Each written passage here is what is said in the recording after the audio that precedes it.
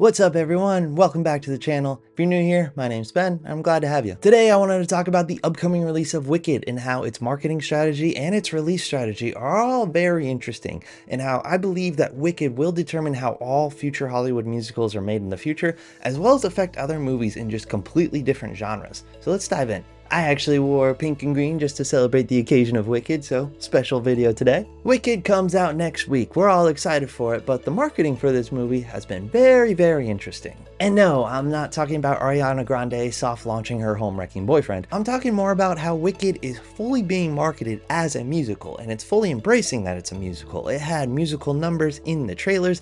It released an entire featurette featuring the live singing. We chose to sing live.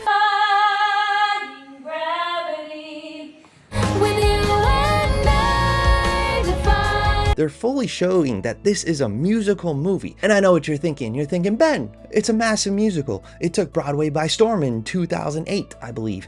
And I could not leave my house without Idina Menzel's gorgeous voice just touching my ears. Of course they're going to advertise it as a musical. But that is where you are wrong, my friend. If you haven't noticed, musicals are trying to hide the fact that they have been musicals. Let's take a quick look back at Mean Girls in early 2024, where moviegoers went not knowing that it was a musical. They had no idea that it was an adaptation of the Broadway show. They thought it was just a general remake for Gen Z. The entire trailer that was released for Mean Girls was just Olivia Rodrigo.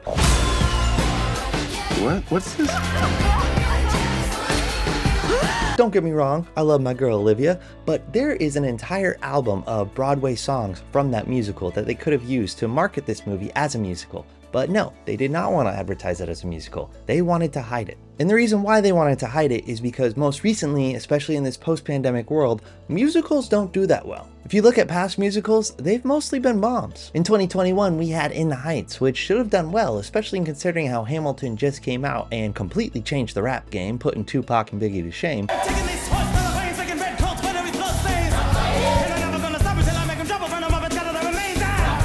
But that only made $45 million on a budget of $50. And then in 2021, we had Dear Evan Hansen, which did poor critically and commercially, scoring a 21% on Rotten Tomatoes and making only $19 million on a budget of $28, all while proving that 30-year-old Ben Platt can't play a 16-year-old boy.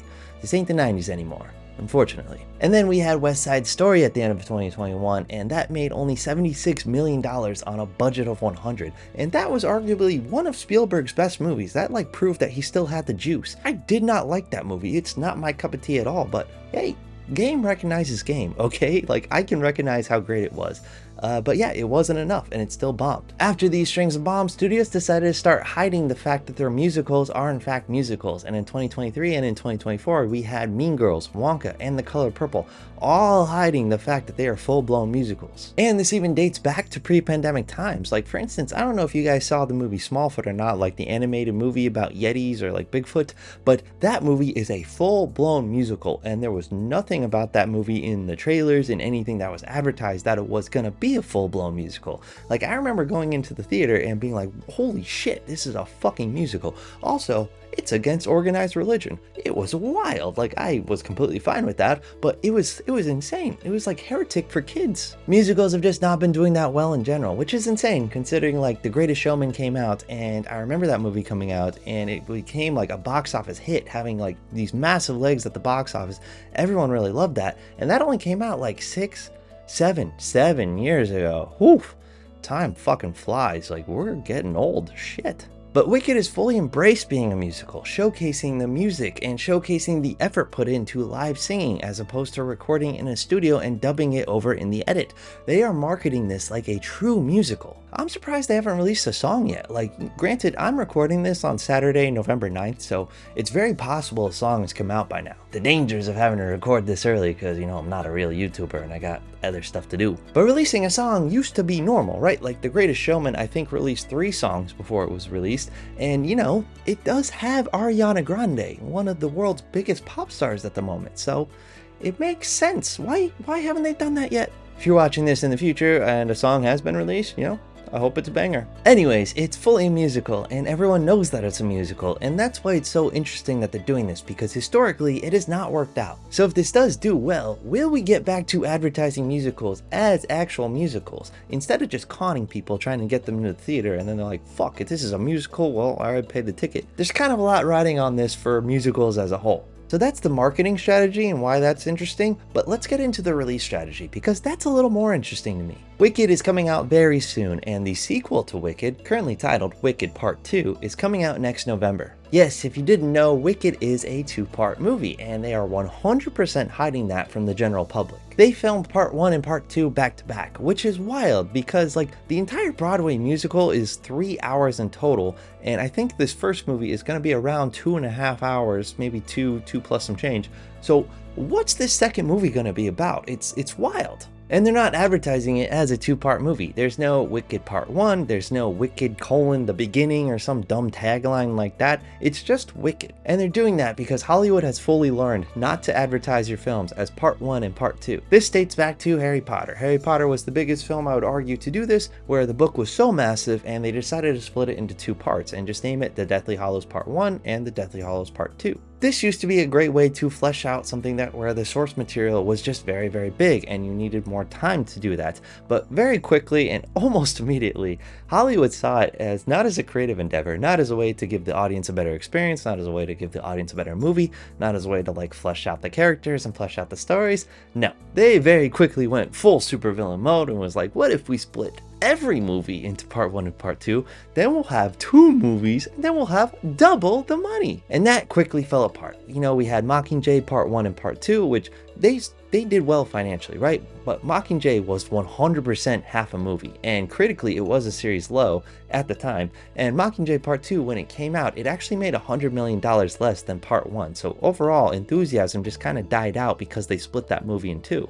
Which they might have been able to make more money or maybe the same money if they just made one movie. Like collectively, Mockingjay Part 1 and Part 2 made around $1.3 billion, right? And Catching Fire made $800 million. So maybe just one movie, especially since it was the final movie, maybe it could have hit $1 billion.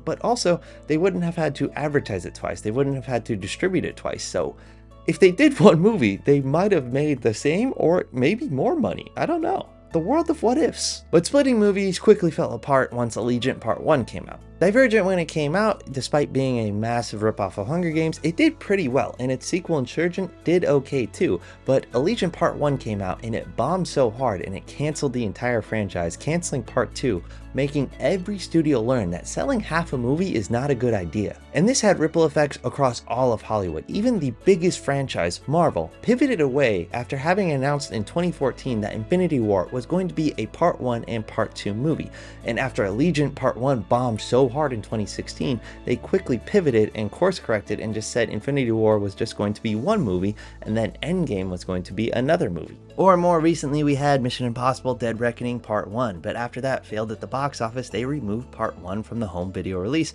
and now retitled the sequel The Final Reckoning. Or let's look at Across the Spider-Verse. That was supposed to be a Part 1 and Part 2 movie as well, but they quickly pivoted and retitled the third installment to Beyond the Spider-Verse. And that's why Wicked is not announcing that it's a Part 1 and Part 2 movie. They don't want to advertise that it's half a movie. But I'm very curious to know just how much of the entire world knows it's a Part 1 and Part 2. Like, I know that it's Part 1, and like some of my friends know that it's Part 1 and Part 2, but I live in Los Angeles, alright? I live in a safe little bubble. Everyone here has a script that they're working on. Everyone is so dialed into movies as a whole. But do people in the Midwest know that Wicked is coming out and they're getting half a movie? And no shade to the Midwest, that is where I'm from. And if they don't know that it's half a movie, will that anger them? Will it leave a bad taste in their mouth and they won't go see Wicked Part 2 when it comes out next year? There's a lot of ifs with this release because in a way, they're lying to their audience. Which usually you lie in the marketing, right? Like, you advertise it as a fun time, even if it's not a fun time, and Wicked is not lying that it's a musical, but they are lying that it is a full movie. And that's why the marketing of Wicked and the release of Wicked will affect all future movies and musicals. If Wicked does well, which right now it's tracking great, I think it's at like $80 million domestically, which is good, but who knows if they will sustain that? Who knows if this movie will have legs, especially with Moana 2 releasing the following week, especially with releasing against Gladiator 2.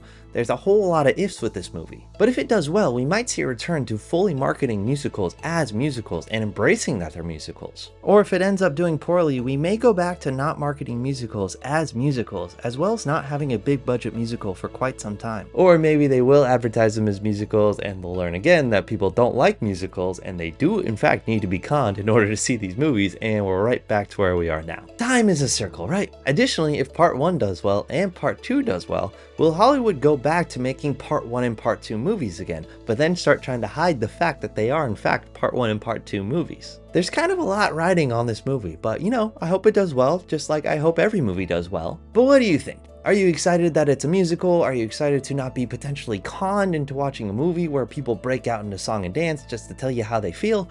Or how do you feel about this movie being split into 2 parts? And do you know that it's being split into 2 parts? Really curious about that. Let me know in the comments. And if you made it to the end of this video, thank you so much for watching. I really do appreciate it. And please consider liking, commenting, and subscribing. I put out new videos every single week detailing the TV and film industry, breaking down film and TV trends, just like I did with this one.